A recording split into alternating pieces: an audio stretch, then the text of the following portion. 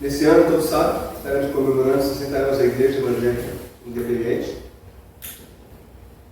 Se eu tivesse que escolher um versículo que representasse esse momento, eu com certeza seria na verdade são dois versículos. 1 Samuel 7,12, completado com Salmo 126, 3. 1 Samuel 7,12 diz: até aqui nos ajudou o Senhor. E Salmo 126, 3 diz: por isso estamos alegres. É uma bênção para nós, como crentes da igreja local, podermos viver esse momento de celebração de 60 anos da igreja local, né? A gente sabe que a palavra, a expressão esse versículo até aqui nos ajudou o Senhor, vem da palavra Ebenezer, né? A palavra hebraica Ebenezer, que nós temos um hino que Camel Ebenezer, né? A gente canta. E talvez os irmãos, especialmente os mais que estão mais tempo aqui, vão recordar de pessoas que entraram e saíram por essas portas. Pessoas que por anos frequentaram as reuniões conosco, mas por algum motivo foram embora. Ou para outra igreja, ou cansaram de ser crentes, né? Vamos colocar dessa forma. Enfim, não caminham mais conosco. Outros entraram e partiram, mas para o lar eterno. Quando nós lembramos de irmãos que estão na glória com o Senhor Jesus, nós louvamos a Deus por essas pessoas que passaram por aqui, que muitos deles, né, essas pessoas nos influenciaram para que nós pudéssemos estar aqui pregando, incentivando. No caso da Dona Esmeralda, sempre incentivando as meninas do Marco aqui na igreja, e outros também que assim fizeram. E ainda temos nós que entramos e continuamos aqui, né? Firmes e fortes, não pelos nossos méritos, mas pela graça de Deus que nos mantém, apesar de nós mesmos, né? Porque nós temos, como seres humanos, talvez uma habilidade muito grande de atrapalhar a obra do Senhor. E se não é Ele que estivesse à frente de nós, nos ajudando, nós com certeza não estaremos aqui. Porque a obra não é nossa, é a obra de Deus, e nós temos plena convicção disso. Ela existirá até quando for a vontade de Deus. A igreja, por exemplo, que eu vim, eu e minha mãe, Vila Olímpia, é uma igreja que já existia há muitos anos. Se não me engano, chegou a celebrar 50 anos. Mas que, por conta da mudança do trânsito em São Paulo, a Avenida Faria Lima passou por cima dela. Então, os irmãos dessa igreja, que estavam ali em Vila Olímpia, alguns foram para uma igreja, outros foram para outra, então se espalharam por aí. Então pode ser que a igreja, quando o Senhor Jesus Cristo não voltar, ela possa estar estabelecida aqui por muitos anos, ou talvez devido a alguma mudança no urbanismo da cidade, podemos sair daqui e ir para outro lugar. Mas de todo modo, continuamos aqui. E quando você olha para a história da igreja local, nós temos que recordar, é lógico, do pastor Ronaldo e a dona Elizabeth.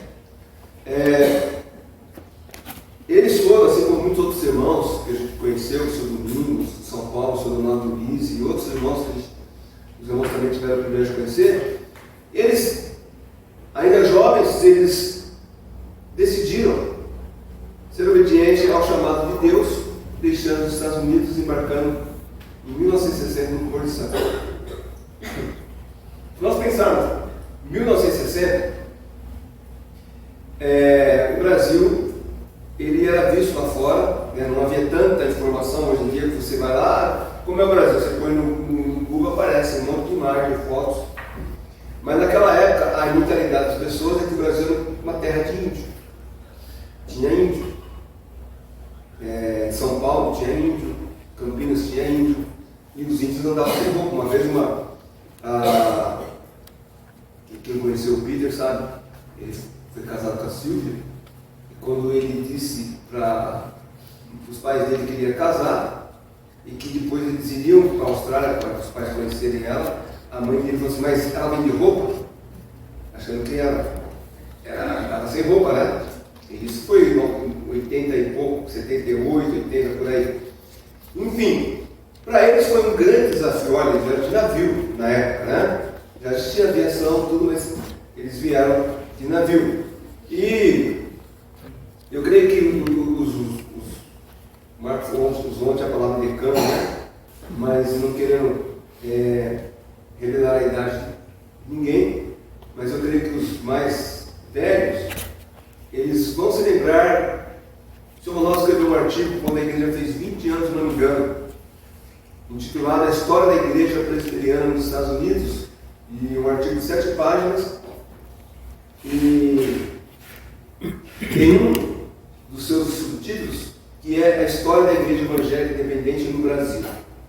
Se você nunca leu, talvez os mais novos nunca tiveram acesso, parece que uma vez estava disponível na internet, não sei se o Pedro tinha colocado ou não colocou, mas se você tiver curiosidade, eu tenho uma cópia, os irmãos também têm, acho que a secretaria tem também, você pode ler, é muito interessante ver como que a igreja se originou, como que ela surgiu, vindo da igreja presbiteriana nos Estados Unidos, que na verdade se dividiu, e aí então o Sr. Ronaldo veio para o Brasil. Então, se você nunca leu, desafio você a ler esse artigo. E esse artigo conta, então, onde tudo começou.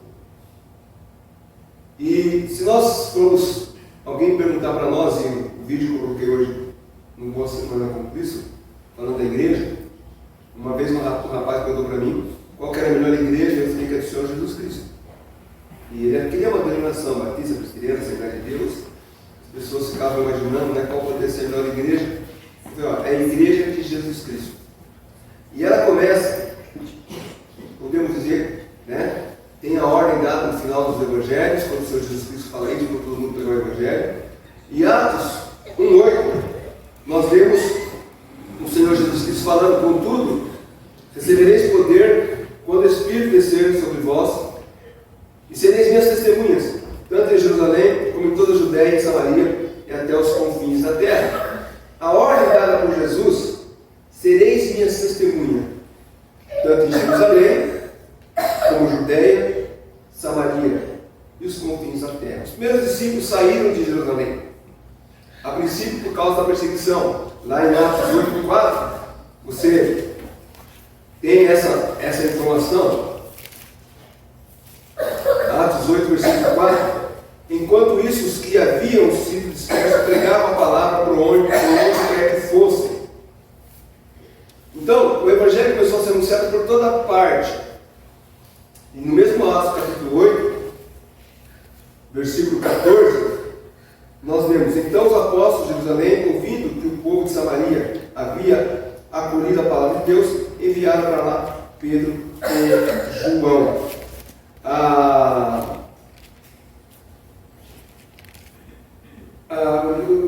O livro de Atos, quando ele observa, você lê o livro de Atos, você vai observar esse desenvolvimento da igreja.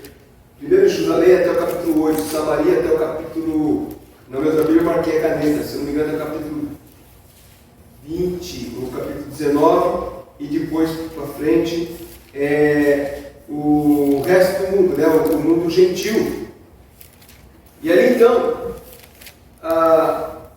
aqueles irmãos começaram a levar o Evangelho, como nós vemos aqui em Atos 8:14.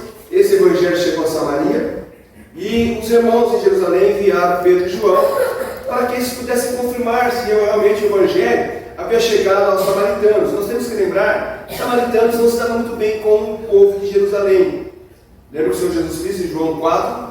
Ele está no poço ali, e umas mulheres samaritanas vão pedir água, vai pegar água, e Jesus pede água para ela, e ela, como é que o ser judeu pedir água para uma samaritana? E lá tem a observação, porque os judeus não se davam com os samaritanos. Esse não se davam com os samaritanos não é uma coisa de pouco tempo. Há muito tempo em que os judeus e samaritanos não se picavam muito. Na verdade, quando Israel foi governada por reis, nós vamos lembrar que primeiramente Israel foi governado por um único rei, ou tinha um rei só por todo Israel, né? Começando por Saul, depois Davi e Salomão. Após a morte de Salomão, o reino foi dividido. Se dividiu em dois reinos, sendo o reino do sul, governado por Roboão, filho de Salomão, e o reino do norte, governado por Jeroboão. E o reino do norte foi um reino que violava, né? Sempre violou as leis de Deus de maneira frequente. E se você ler sobre o reino do norte, você vai ver que todos os seus reis eram malignos e eles acabaram sendo entregues pelo Senhor para serem cativos, levados como escravos ao império da Síria. Está lá em 2 Reis, capítulo 17. Então, em Samaria, o que aconteceu? Mesmo capítulo 17, 2 Reis 17, diz: em Samaria se instalou um culto misto, ou seja, eles cultuavam a Deus e aos deuses das nações, né? Do versículo 29 a 41 de 2 Reis 17, você vai ler toda essa informação. Vamos abrir lá, vou ler só alguns dos versículos. 2 Reis 17, 29 a 41.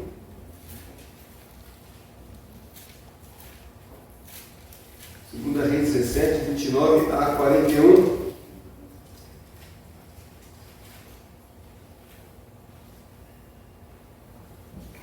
Versículo 29 diz assim, 2 Reis 17: Contudo, cada nação edificou para si seus próprios deuses e os colocou nos templos dos montes que os samaritanos haviam construído. E assim procedeu cada povo, segundo sua cultura, nas cidades em que habitou. Aí vai falando de cada um desses povos, né? Em que eles foram os babilônios, os assírios e tudo mais.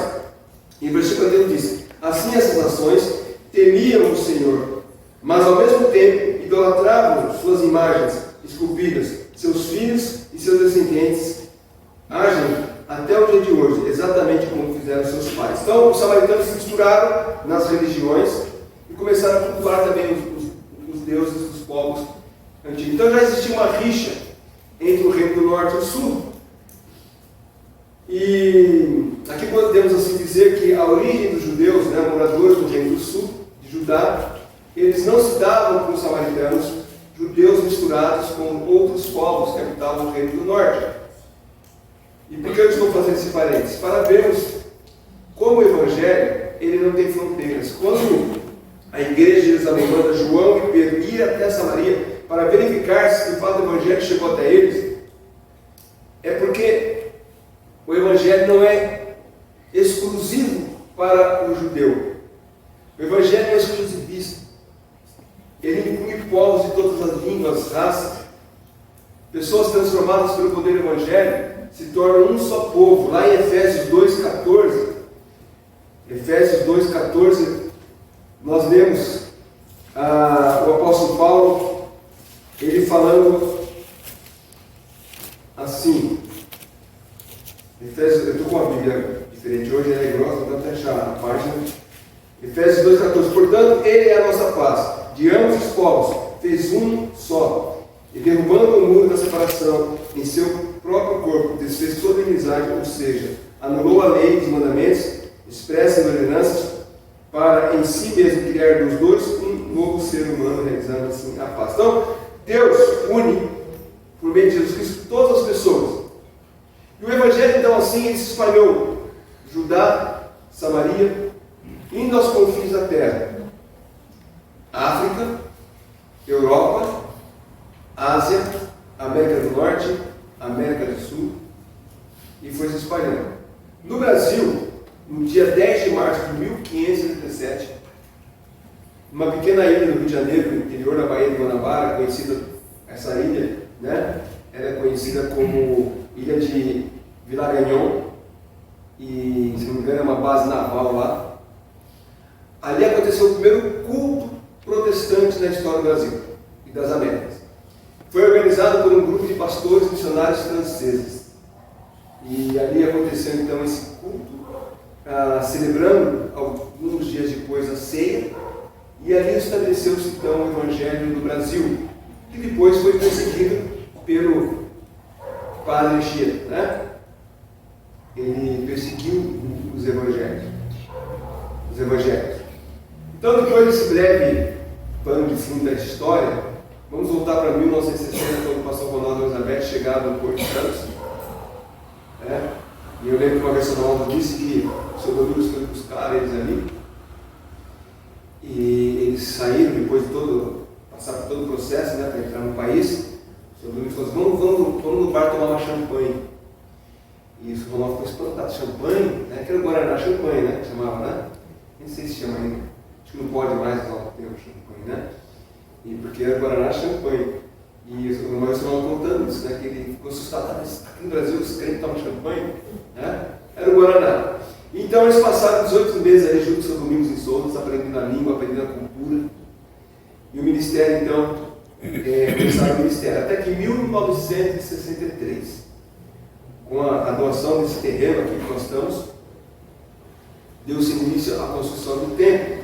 E as duas datas que podemos lembrar, e aqui eu peguei tudo, tá? Eu não estava aqui, eu não fui uma testemunha ocular da história, porque nem era nascido ainda, mas pelos documentos da igreja, né? Duas datas são lembradas: 5 de outubro de 63, onde a igreja, corpo de Cristo, foi estabelecida.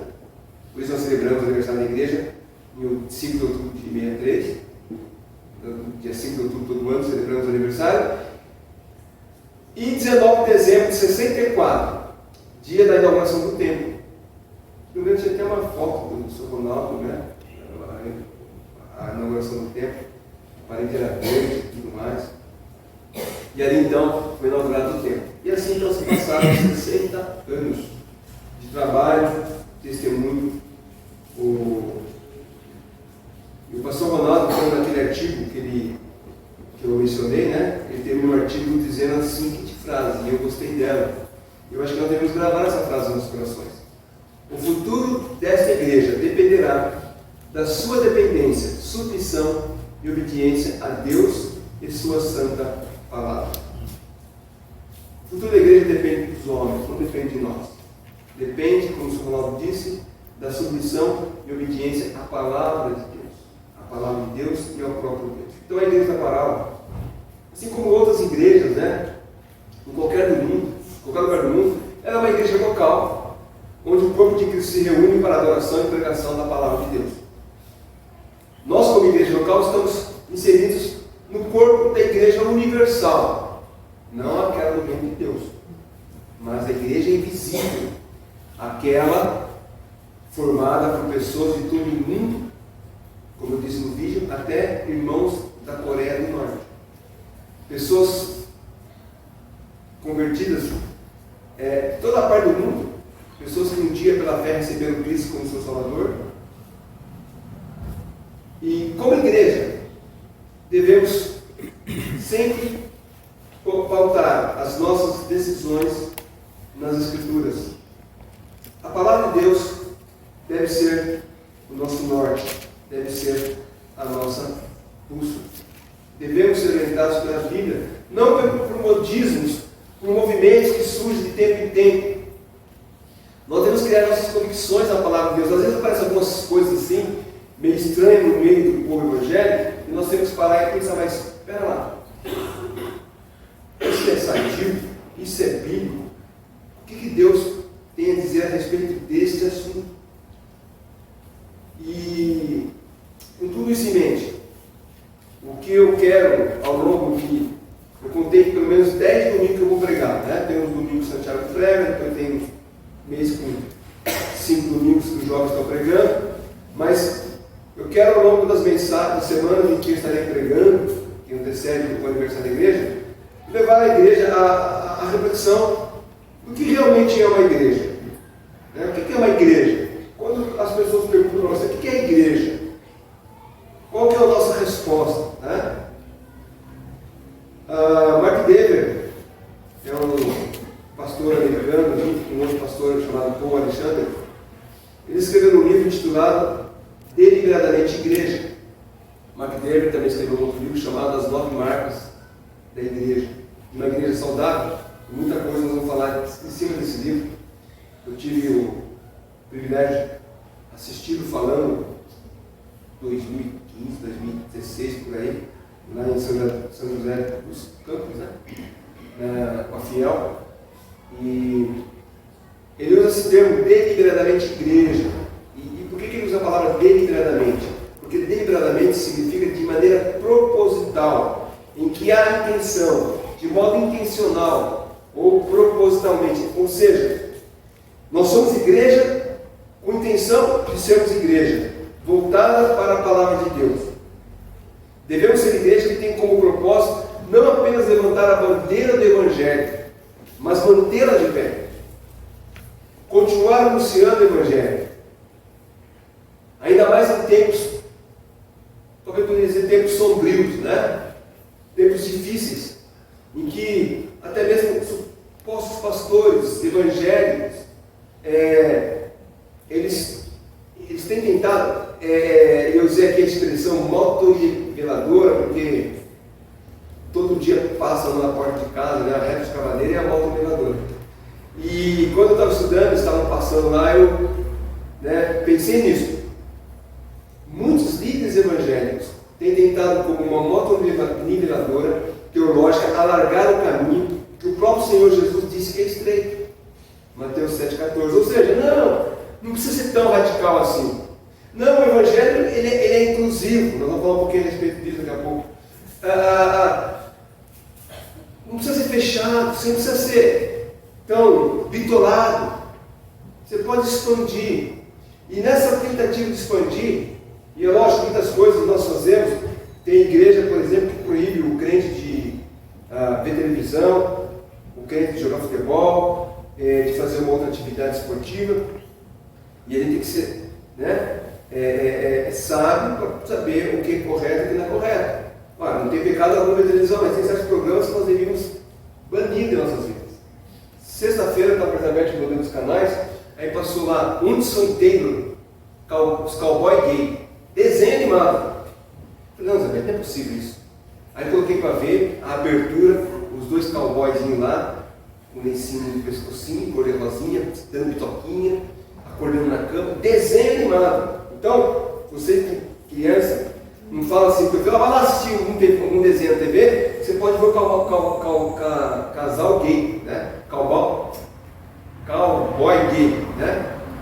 Como é que pode um negócio desse? A Elizabeth mostrou para mim, que na novela da Lixo lá, né? Foi fazer chá de revelação e a notícia, olha, então, o importante é saber o sexo, é saber que a criança está sendo gestada com saúde. E todos devem ficar felizes com isso. Gente, espera lá. Será que o crente tem que ver essas coisas, né? Absorver isso e começa a dizer, é verdade, né? Daqui a pouco vai ter um pastor aqui. Boa noite a todos. Eu vou jogar um Todd na cabeça dele, né? Enfim, toma cuidado. Nós podemos ter espaço. Nós jogamos futebol, podemos ir para a praia. Tem um grupo de uma igreja aí que o pessoal vai de praia, os homens de calça comprida não mete saia até a canela. Né? Mas também você não vai de fio dental, de sunguinha, né? Enfim, uma aberração que possa trazer. O pastor Jeremias, até eu postei no WhatsApp da igreja, o pastor Jeremias é um pastor da oitava igreja presbiteriana de BH, nós chamamos de Gerê, um irmão muito, muito engraçado. E ele falou assim, por que uma irmã tira foto de biquíni na praia e posta na internet? Para as pessoas do mundo verem a sua intimidade. Você vai para a praia, você usa uma roupa de praia, mas por que postar, ainda faz pose, né? De ladinho. Desculpa aí a indecência. Mas, gente, aonde que a igreja vai chegar desse jeito? Como é que nós queremos ser igreja, corpo de Cristo, luz entre as trevas, se nós fazemos exatamente o que as trevas estão fazendo?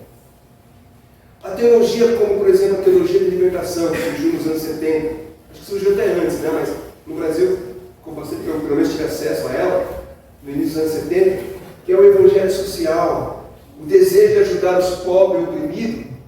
E nós temos que ajudar os necessitados, mas nesse desejo, eles abandonaram o Evangelho e abraçaram o socialismo, que em última análise é o marxismo em essência. Eu estou lendo um artigo, depois se os irmãos quiserem, eu posso passar para vocês, que o irmão Jefferson, né, que é da Igreja de Souza, ele falou para mim, tinha um livro muito interessante, eu achei na internet. A pergunta é, era Karl Marx satanista? E ele prova que Karl Marx era satanista, e ele dizia que Satanás deu uma espada para ele destruir a igreja. Ele tem crente. Você lembra? Né? Não quero criticar quem botou no Lula, mas ele falou dias atrás que ele se sente orgulhoso em ser comunista. E o crente, que lindo! Só que o pai do comunismo é satanista. E os crentes estão seguindo um sistema econômico satânico que oprime. E a igreja, querendo trazer a teologia da libertação, está querendo, não vamos levar o evangelho para os oprimidos, mas vamos levar comida, vamos levar roupa. É lógico que tem que levar essas coisas, dar assistência para os necessitados. Mas acabaram abraçando o movimento ateu, embora muitos deles dizem não serem ateu. Outra teologia que surgiu mais recentemente, talvez misturada com a teologia da libertação, é a teologia da inclusão, em que a teologia inclusiva propõe estudar a Bíblia, já que eu peguei deles, tá? Na fonte deles.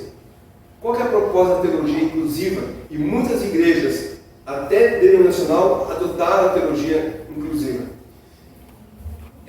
Propõe estudar a Bíblia com o foco na valorização das diversidades sexuais, religiosas, étnica e cultural, ao incluir todo o grupo de minoria no plano de salvação de Cristo. Que lindo isso aqui, né? Poxa vida, o Evangelho é isso mesmo. O Evangelho é alcançar pessoas de diversidade sexual, religiosa, étnica, negro, branco, amarelo, azul, verde, cultural. O Evangelho quer atingir todas as pessoas. É lógico que o Evangelho não exclui ninguém. Quer por raça, cor, opção sexual. Foi justamente por esses que nós, inclusive, aqui estamos, fomos alcançados pelo Evangelho. Mas, ao chegar, o Evangelho transforma o ser humano. O Evangelho veio para o assassino que conheceu a Cristo e deixou a vida de crime. O Evangelho veio para o alcoólatra que deixa o alcoolismo. Veio para o drogado que deixa as drogas. Veio para a prostituta que deixa a prostituição. Veio para os homoafetivos que deixam a vida, que voltam a ser héteros. O Evangelho veio para o hipócrita que se acha todo certinho, que não precisa de nada, mas que precisa de fato de Jesus para ter uma vida transformada. O Evangelho veio para aquele que se achava o mais santo, mas que quando confrontado com o Evangelho se percebe ser o maior dos pecadores. O Evangelho veio para os filhos de crentes que necessitam urgentemente confessar Cristo como Salvador e não apenas ir aos cultos como parte de uma agenda semanal, ou porque o pai e a mãe pegam no pé, ou porque meus amigos estão lá. Não, a gente que foi criado no meio evangélico, desde criança, tem uma grande dificuldade de perceber a necessidade de confessar Cristo como Salvador. Nós temos que passar por uma experiência, conhecer Cristo. Alguns sabem a data exatamente, exatamente conta que foi um dia que Davi disse, pregou na reunião de jovens, O outro conta, foi um dia de chuva, caiu um trovão, um raio assim. O outro simplesmente, como o C.S. Lewis, pensando em coisas espirituais, entrou no ônibus em direção ao zoológico, entrou ateu e saiu convertido. C.S. Lewis, conhecido autor de Crônicas de Nárnia. E eu, por exemplo, me converti depois que eu vi que se eu morresse eu ia para o inferno. Os acidentes que eu sofri com meu pai de carro e outras coisas que aconteceram, fui atropelado também. Eu falei, eu tenho que aceitar Jesus, senão eu morrer eu vou para o inferno. Então o Evangelho vem para todos, Como eu disse, ele veio para o filho do crente que necessita urgentemente confessar Cristo como seu Salvador, não apenas ir à igreja, participando dos cultos. Então o Evangelho, ele inclui todo tipo de gente e os transforma num único tipo de pessoa, que é os justificados pela fé em Jesus Cristo. Então o homossexual aceitou a Cristo, se torna hétero. A prostituta se torna Cristo, se torna uma mulher, né, de princípios. O ladrão aceitou Cristo. Paulo fala: ao que roubava, não roube mais, antes trabalhe com as próprias mãos, ajudando aos necessitados. Eu que achava sempre o bonzão, o certinho, não, eu faço as minhas orações, eu leio a minha Bíblia, mas eu preciso de Cristo. E ele começa a andar nos caminhos de Cristo. Assim sendo, nós como igreja local devemos refletir as verdadeiras marcas da Igreja de Jesus Cristo. Esse autor que eu mencionei, Mark Dever, ele, no seu outro livro, né, As 9 Marcas de uma Igreja Saudável, ele destaca pelo menos essas 9 marcas. Isso não significa que existem apenas 9 marcas numa igreja. Pode haver a 10ª marca, a 11ª marca, mas de todo modo são marcas que evidenciam se uma igreja é saudável, bíblica ou ela está enferma. E Deus permitindo, ao longo dessas semanas, nós vamos falar dessas marcas.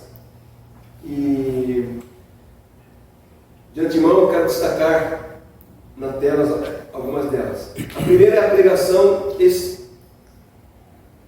eu olhei direitinho e vi que está expositiva, tá? Expositiva, é expositiva, tá? Eu tenho que corrigir aí.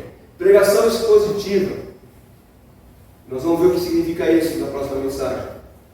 Teologia bíblica, extraída da palavra de Deus, não da cabeça de pessoas. O Evangelho, uma igreja saudável, ela prega o Evangelho. Entendimento bíblico da conversão. O que é um verdadeiro convertido? Existe diferença entre o convertido e o congregado. Aqueles que vão porque gostam. A Isabel contou que foi uma vez conversando com uma mulher que frequenta uma igreja há muito tempo. A mulher não sabia nem o que era salvação. Não sabia. Vai porque gosta, as amigas estão lá, mas ela não sabe o que é salvação. Então, o entendimento bíblico do que é conversão. O entendimento correto da evangelização. O que é evangelização? É muito comum as igrejas hoje fazer festas, né? A gente faz a festa da fogueira. Alguns já colocam lá liberado, né? Arraiá junino, arraiá missional, né? E uma banda de forró tocando música. Forrozão mesmo, né? Não era música. Se fosse um forró gospel, né? Podia ser, né? Né? Sinfoneiro. Mas não, era forrozão mesmo, era essas bandas de forró. Não, mas aí as pessoas estão indo, elas gostam e ficam na igreja. Então são crentes ficantes, não são crentes convertidos. Temos que tomar cuidado com esse tipo de crente. Que o crente ficante um dia ele sai. Né? Então qual é o entendimento correto da evangelização? O entendimento correto da membresia. O que é ser membro de uma igreja? É só vir aos cultos de vez em quando?